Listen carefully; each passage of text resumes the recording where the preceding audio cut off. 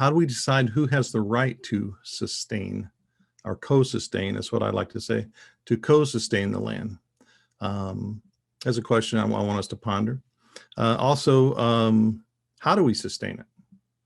And I think there's some pretty good instruction in Scripture to give us some hints as to how we might co-sustain the land. And then the question that everyone hopes that Native folks won't ask: how do you do righteous things on stolen land?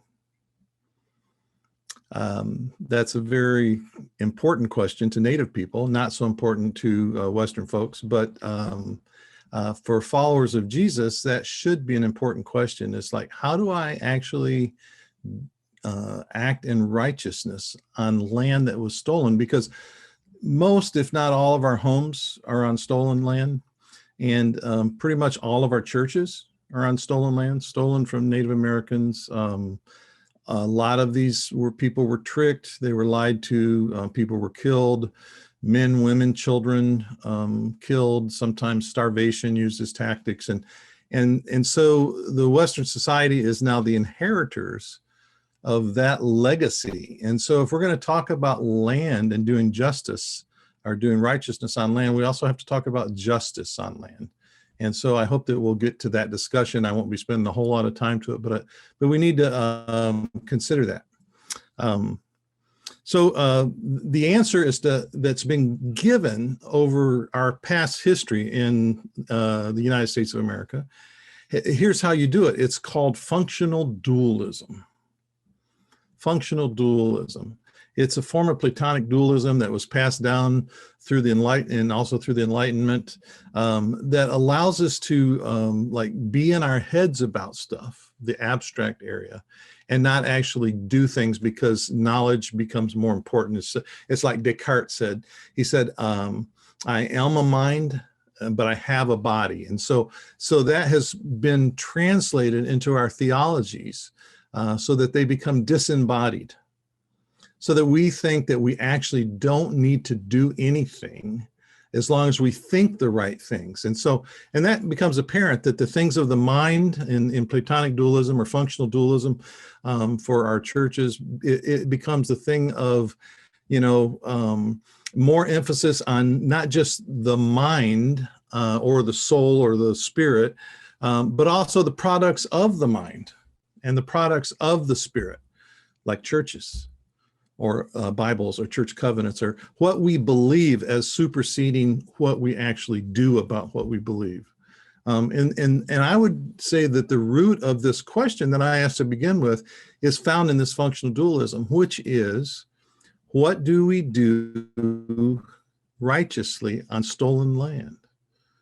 And so we kick in our Western worldview and we say, well, there's lots of reasons that we can't fix that now. And yet the people who are living and their descendants who gave up that land, not willingly, are still around today.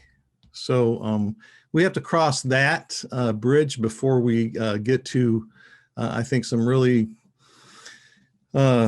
deep thought about how our churches will actually have the right and how to co-sustain that land. So we are in and I want to dig into that for a minute, because it'd be easy to pass this by and just go, well, here we are, and I don't know any Native people, and I don't, but we're still here, by the way, and pretty sure that most of the descendants of the people whose land your church is set on are still here as well. So we have come to call this the age of the Anthropocene, human cause of climate change.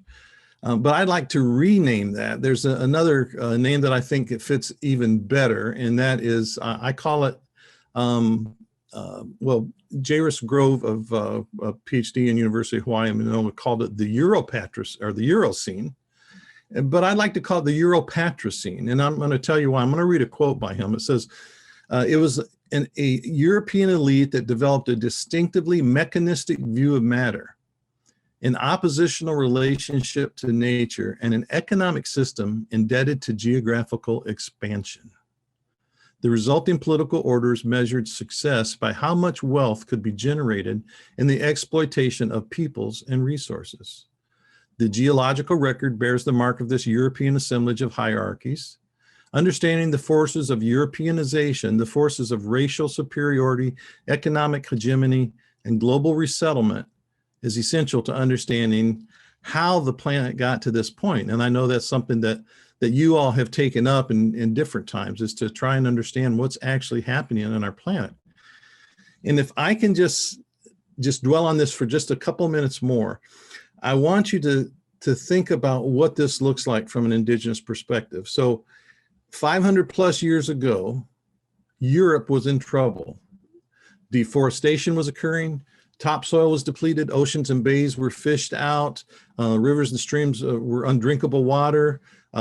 Disease was killing tens of thousands. Large mammals were going extinct. There was classism. Cities were overcrowded.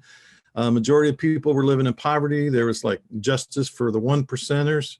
All of these things were occurring in Europe in the late Middle Ages, just about the time of quote unquote discovery.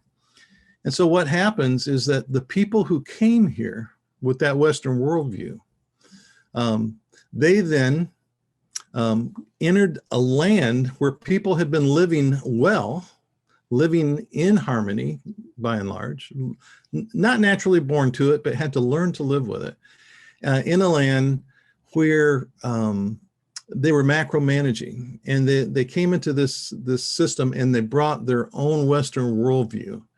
And that Western worldview is what has brought us to what I call the Europatricine. That particular worldview has to be changed. And so as we talk about what do we do with our churches, we need to first realize that what we do about ourselves is going to change what we do about our churches. We can't just do good from the same DNA. If you have the same DNA, you're going to get the same kind of children. You have to introduce another DNA, and I would argue that DNA is an indigenous worldview. Indigenous Americans and indigenous people from all over the world who have learned over time how to live with that land. And so we go back now to the question of how will that land be co-sustained? If you think from an indigenous worldview, it will be co-sustained through those same values, which I would argue are very parallel and intersectional with what I would understand Jesus' values to be, and the Shalom, Sabbath, Jubilee construct type values that we see towards land in Scripture. So I know we want to talk about our churches and where to go from here, but I felt like we just cannot proceed as if none of this other stuff matters. So I'll end that right here, and we'll have plenty to talk about, I'm sure.